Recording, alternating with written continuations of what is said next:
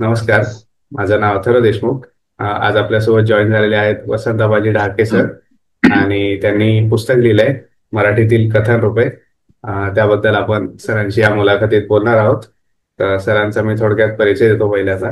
तर सर साहित्यिक आहेत आणि त्यांचे योगभ्रष्ट, शुभवर्तमान, शुनशेप, चित्रलिपी हे कविता संग्रह प्रकाशित झालेले आहेत. आणि अधोलोक, प्रतिबद्ध आणि मर्त्य या कादंबऱ्या प्रकाशित झालेल्या आहेत. आणि काही समीक्षेची पुस्तकं त्यांची प्रकाशित झाली आहेत. कवितेविषयी, मराठी साहित्य, इतिहास आणि संस्कृती, मराठी समीक्षेची सद्यस्थिती, ही समीक्षेची पुस्तकं सरांची प्रकाशित झाली आहेत. आणि सरांनी काही पुस्तकांचे संपादनही केलेले आहेत. त्यांची मी नावं सांगतो.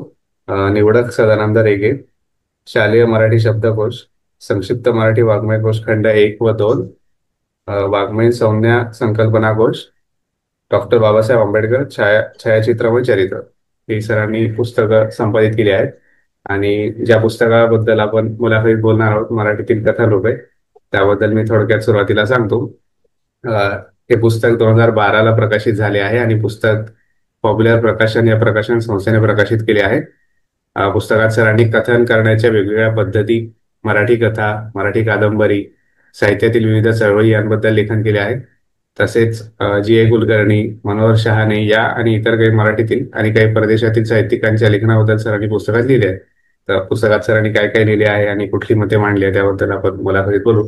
तर सर, पहिले तर थँक्यू, तुम्ही मुलाखतीला होकार दिलात आणि जॉईन झालात. तर, सर. हो. सर सर अ, सुरुवातीला आपण याबद्दलच बोलू की मराठीत पूर्वीपासून चालत आलेल्या कथन पद्धतीबद्दल थोडक्यात सांगू शकाल का? आणि या कथन पद्धतींचे काय वैशिष्ट्य होते असे तुम्हाला वाटते? आणि मराठीमध्ये कथा लेखन हे तसं फार जुन्या काळापासून सुरू आहे. म्हणजे आपण त्यांना आधुनिक अर्थाने कथा असं जरी म्हणत नसलो तरी सुद्धा कथा त्या होत्याच. उदाहरणार्थ लीळा चरित्रामध्ये छोट्या छोट्या कथा आहेत. दृष्टांत सांगत असताना छोटी कथा निर्माण केली जाते. तर अशा या प्रकारे अनेक कहाण्या, वेगवेगळ्या लोककथा, ह्या सगळ्या कथाच होत्या. आणि अगदी आम्हाला आठवतं तेव्हापासून या सगळ्या कहाण्या किंवा व्रतकथा किंवा लोककथा किंवा ह्या आता सांगितल्याप्रमाणे दृष्टांतपाठ, लीळा चरित्र यातल्या, तर ह्या सगळ्या हळूहळू आपल्या सोबत जेव्हा येतात तेव्हा कालांतराने मग एक लघुकथा किंवा शॉर्ट स्टोरी नावाचा एक नवीनच प्रकार, वाङ्मय रूपबंध, हा कालांतराने आपल्याकडे अस्तित्वात आला. सुरुवातीला संपूर्ण गोष्ट असं म्हटलं जात असे. म्हणजे हरिनारायण आपटे यांनी संपूर्ण गोष्ट असं छापलेलं असाय. याचा अर्थ असा की त्या जुन्या कथा कहाण्याहून वेगळी आत्ताच्या समाजाची, आत्ताच्या समाजातल्या व्यक्तींची अशी कथा लिहिली जाऊ लागली. आणि याही काळामध्ये म्हणजे हरिनारायण आपटे, V.C. गुर्जर, अनेक कथाकार त्या काळामध्ये होऊन गेले. पुढे नवकथा अवतीर्ण झाली. म्हणजे उदाहरणार्थ गंगाधर गाडगे, अरविंद गोखले, पुभा भावे, व्यंकटेश माडगुळकर, G.A. कुलकर्णी, हे वेगळ्या प्रकारची कथा लिहिणारे लेखक आपल्याकडे झाले. हा सगळा कालखंड मी ठरवलं, मनाशी ठरवलं होतं ते अशा प्रकारचं होतं की लघुकथेला जो बहर आला तो मुख्यतः 50 नंतर, साधारण 60-70 पर्यंत खूप कथाकारांनी कथा लिहिल्या. आणि ह्या कथा जोपासण्यासाठी मासिकं सुद्धा त्यावेळी होती. चांगली नामवंत अशा प्रकारची मासिकं जुन्या, म्हणजे पूर्वी ज्योत्स्ना नावाचं मासिक होतं, नंतर नागपूरहून एक सुषमा नावाचं निघायचं. तर अशी अनेक रत्नाकर होतं, अनेक नियतकालिक कथा छापणारी होती. त्यामुळे लेखकांना कथा लिहून ती मासिकाकडे पाठवावी, छापून यावी असं वाटत असे. आणि या मासिकांनी कथा या साहित्य प्रकाराला खरोखर मोठं स्थान दिलं आणि महत्वही दिलं. त्यामुळे मराठीमध्ये उत्तम प्रकारची कथा या 50 ते 70च्या दशकामध्ये निर्माण झाली. पुढे थांबलं असं नाही. म्हणजे आज जर अवतीभवती पाहिलं तर आपल्याला असं दिसतं की जयंत पवार, आसाराम लोमटे, किरण गुरव, जी के ऐनापुरे असे अनेक लेखक आहेत, कथा लेखक आहेत, ज्यांच्या कथा आपल्याला वाचायला आज मिळतात. आणि त्यामुळे कथा क्षीण झाली, संपली मराठीतली असं काही झालं नाही. कारण कथा हा सुद्धा एक अत्यंत महत्वाचा असा वाङ्मय प्रकार आहे. कमीत कमी प्रसंग, कमीत कमी व्यक्ती ही साधारणपणे तिची ओळख सांगितली जाते. पण जी. कुलकर्णी यांच्या जर कथा आपण पाहिल्या तर मोठा विस्तृत पट असतो, अनेक माणसं असतात, अनेक घटना असतात. त्यामुळे कथेला एक विशिष्ट असं रूप आता आहे. एक व्यक्ती, थोड्या व्यक्ती किंवा थोडे प्रसंग असं काही नाही. अनेक व्यक्ती, वेगवेगळा काळ, ह्या सगळ्या गोष्टी कथेमध्ये असू शकतात असं लक्षात आलं. आणि सर, म्हणजे पूर्वी कथन हे मुख्यत्वे मौखिक स्वरूपात होते, ते नंतरच्या काळात लिखित स्वरूपात होऊ लागले. तर कथन करण्याच्या माध्यमात हा जो बदल झाला मौखिक पासून लिखित, त्यामुळे कथनात काय बदल झाले असे तुम्हाला वाटते? हा, जेव्हा लिहिली जाऊ लागली आणि छापली जाऊ लागली तेव्हा साधारणपणे आपल्याला असं दिसून येईल की व्याकरणाचे नियम पाळलेले आहेत. लेखनासाठी शब्द, नाम, सर्वनाम, क्रियापद, विशेषण हे सगळं असतं. पण पूर्वी अनुच्चारित अनुस्वार असूनही तिथे उच्चार दिला जायचा. ते पुढे कमी झाले.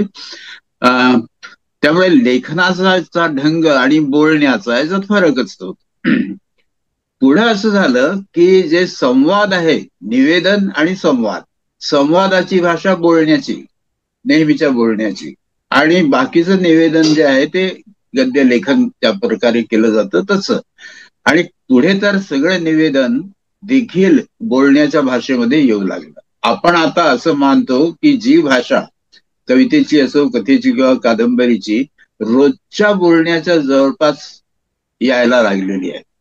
आणि त्यामुळे पूर्वी मौखिक स्वरूपाचं जे साहित्य होतं त्यातल्या अनेक गोष्टी आता कथेमध्ये आलेल्या आपल्याला दिसतात. विशेषतः ग्रामीण कथा जी आहे ती निवेदनापासून लोकांच्या बोलण्यापर्यंत जवळजवळ मौखिकच भाग वापरतात असं आपल्या लक्षात येतं. त्याच्यामुळे आताची कथा ही आणि हरिनारायण आपटे यांच्या काळातली कथा, त्यात कथेच्या स्वरूपात, लेखनाच्या स्वरूपात पुष्कळ बदल झालेला असं आपल्याला दिसून येईल.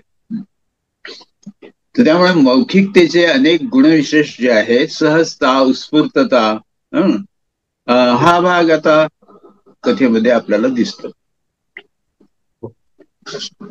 सर, तुम्ही त्याबद्दल आता थोड्या वेळापूर्वी उल्लेख केलाच की आणि पुस्तकातही तुम्ही असे म्हटले की मराठीत 1950 ते 1970 हे कथायुग होते. तर याबद्दल विस्ताराने सांगू शकाल का, आणि त्याचे काय वैशिष्ट्य होते? नाही, या काळामध्ये मुख्यतः कथेला एक विशिष्ट असा आकार प्राप्त झाला. म्हणजे आधी त्या दीर्घ, पल्लेदार, ऐसपैस, अस्ताव्यस्त अशा ज्या कथा होत्या सुरुवातीच्या काळामध्ये मनोरंजक होत्या, प्रश्नच नाही. परंतु गंगाधर गाडगे, अरविंद गोखले या काळामध्ये ज्या प्रकारची कथा लिहू लागले त्यामध्ये मानवी आयुष्याच्या संदर्भातला एखादा क्षण, एखादी घटना आणि त्या क्षणाचा किंवा त्या घटनेचा परिणाम, त्या पद्धतीनं ती कथा अतिशय आखीव रेखीव अशी होत गेली. म्हणजे ती संपूर्ण कथा ही एखाद्या प्रसंगापुरती मर्यादित असू शकते, एखाद्या व्यक्तीच्या, एखाद्या घटनेपुरती. पण एकंदरीत रूपबंध जो आहे कथेचा तो सुरुवातीपासून शेवटपर्यंत एक प्रकारे काव्यात्मता असं आपण ज्याला म्हणू शकतो, अशी ही वेगळी कथा गाडगीळ गोखले यांच्या काळामध्ये लिहिली जाऊ लागली. अगदी माडगुळकरांच्या कथा जरी आपण पाहिल्या तरी सुद्धा असं दिसून येईल की ती अत्यंत आटोपशीर आणि स्वतः पूर्ण, म्हणजे त्याचा इकडे तिकडे कुठे काही पूर्वापार संबंध असला पाहिजे असं नाही. संपूर्ण ती कथा ही अगदी छोट्याशा अवकाशामध्ये दिसते आपल्याला. जी. कुलकर्णी यांनी काय केलं की एखादीच घटना असते खरं तर, मध्यवर्ती स्वरूपाची महत्वाची घटना एकच असते, पण त्या घटनेशी जोडली गेलेली अनेक माणसं त्यांच्या कथामध्ये त्यांच्या वैशिष्ट्यानुसार येत असतात. म्हणजे तुम्हाला सांगायचं म्हणजे जी कबूतरच्या संदर्भामध्ये चंद्रावळ नावाची जी कथा आहे, त्या मध्ये काय एकच प्रसंग आहे खरं तर, तो की वर ते कबूतर सोडलं जातं आणि शिकार करतो. पण तोपर्यंत सगळा जो पट आहे तो त्यांनी इतक्या पद्धतीनं, व्यवस्थित रीतीनं आणि वेगवेगळ्या जीवनाच्या वेगवेगळ्या पैलूंवर प्रकाश टाकणारा असा सगळा लिहिला आहे. त्यामुळे ती मोठी कथा जरी झाली असली तरी शेवटी ती एका विशिष्ट घटनेला केंद्र ठेवूनच सगळे प्रसंग रचले गेलेले आहेत असं आपल्याला दिसतं. तर हा जो काही थोडा बदल आधीच्या कथेमध्ये आणि नंतर झाला तो पुढच्या कालखंडामध्ये, म्हणजे पानवलकरांची कथा, विद्याधर पुंडलिकांची कथा, बाबुराव बागुलांची कथा, या सगळ्या कथा वेगवेगळ्या जीवनाच्या वेगवेगळ्या रूपांविषयीच्या आहेत आणि त्यामध्ये आपल्याला अनेक घटना, प्रसंग, व्यक्तिविशेष, स्वभाव आणि परिस्थिती या सगळ्या गोष्टी कोणत्या ना कोणत्या स्वरूपात येताना दिसतात. आता एकच ती घटना आहे ना, जेव्हा आम्ही जात चोरली होती, एकच गोष्ट आहे, आपली जात लपवलेली होती. या पलीकडे त्याचे जे परिणाम होतात ते संबंध कथाभर आपल्याला दिसतात. तर हे असं दिसतं की मराठी कथेला एक वेगळा रूपबंध प्राप्त झाला.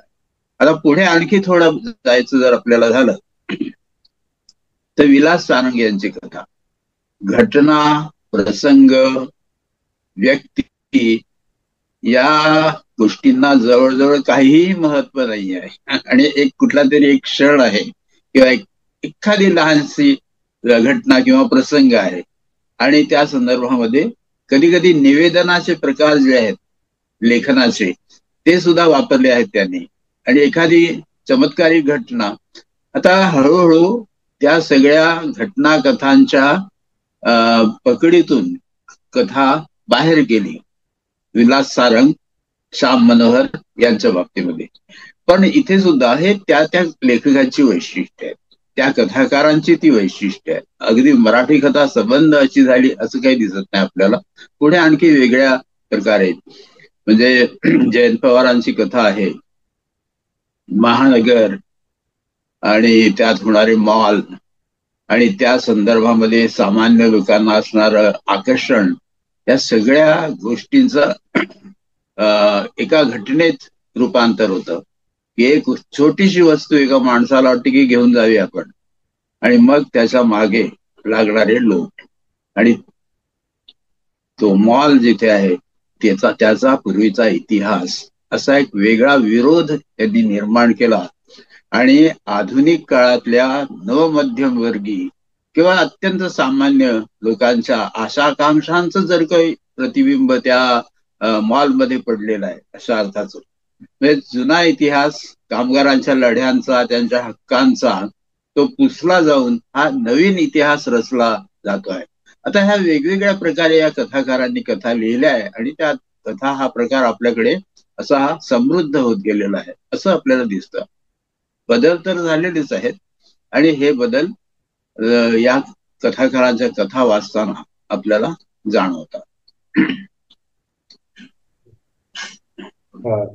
आणि सर त्याबद्दल आता तुम्ही बोललाच आहात, तरी तुम्ही पुस्तकात जी.ए. कुलकर्णी यांच्या लेखनाबद्दल बरेच विस्ताराने लिहिले आहे. तर जी.ए. कुलकर्णी यांच्या लेखनातील कुठल्या गोष्टीने तुम्हाला प्रभावित केले याबद्दल सांगू शकाल का? म्हणजे तुम्ही, मला आठवतं तुम्ही जी.ए. कुलकर्णी यांच्या पत्रांवर एक पुस्तक आहे त्याबद्दल एक परीक्षण लिहिलं होतं एका दिवाळी अंकामध्ये. हा, नाही, जी.ए. कुलकर्णी हे कथाकार मला खूप वर्षापासून आवडत आहेत आणि ते मराठीमधले नुसते थोर कथाकार नाही, ते थोर लेखक आहेत असं मला वाटतं. कथा हा फॉर्म त्यांनी निवडला, परंतु मुळामध्ये त्यांची जी ताकद आहे ती फार अचंबित करणारी आहे. अगदी भाषेपासून जरी आपण सुरुवात केली तरी सुद्धा वेगळी भाषा, त्यामध्ये प्रतिमा, रूपक, या सगळ्या गोष्टी आहेत. म्हणजे त्यांच्या कथेमधलं ऊन सरपटत उंबऱ्यापर्यंत जातं. म्हणजे एक दृश्य तयार केलं जातं. अनेक दृश्य त्यांच्या कथांमध्ये उभी राहतात आणि मेलेल्या झुरळासारखी थोटकं पडलेली असतात. तर हे भाषा वापरत असताना सुद्धा चित्र निर्माण होईल, दृश्य निर्माण होईल अशी भाषा जे वापरत असतात. आणि अर्थातच त्यांच्या कथांमध्ये असलेली माणसं, त्यांची दुःख ती आपल्याला सरळ सरळ जुन्या भाषेत सांगायचं म्हणजे हृदयाला हात घालतात असं म्हणायला हरकत नाही. अनेक कथा आहेत यांच्या. अनेक कथांमधून आता विदूषक सारखी कथा, सगळं आयुष्य कसं विपरीत स्वरूपाचं आहे हे त्यातून आपल्याला दिसतं. किंवा यात्रिक सारखी कथा, एवढी भटकंती केली, भ्रमंती झाली आणि शेवटी काय मिळालं आपल्याला. अनेक त्यांच्या कथा आहेत. म्हणजे अगदी सुरुवातीच्या निळा सावळापासून पुढे पिंगळा वेळेपर्यंत या सगळ्या कथा, घटना, प्रसंग, व्यक्ती, त्या व्यक्तींच्या आयुष्यातली सुखदुःख, त्यांच्या एकमेकांविषयीच्या भावना, आणि हे ज्या शब्दामधून व्यक्त केलं जातं ते शब्द, ती वाक्य रचण्याची त्यांची शैली, या सगळ्या गोष्टींमुळे मला जे कुलकर्णी एक कथाकार हे फार महत्वाचे आणि थोर लेखक आहेत असं वाटतं. त्यामुळेच मग अनेक लेख लिहिले गेले.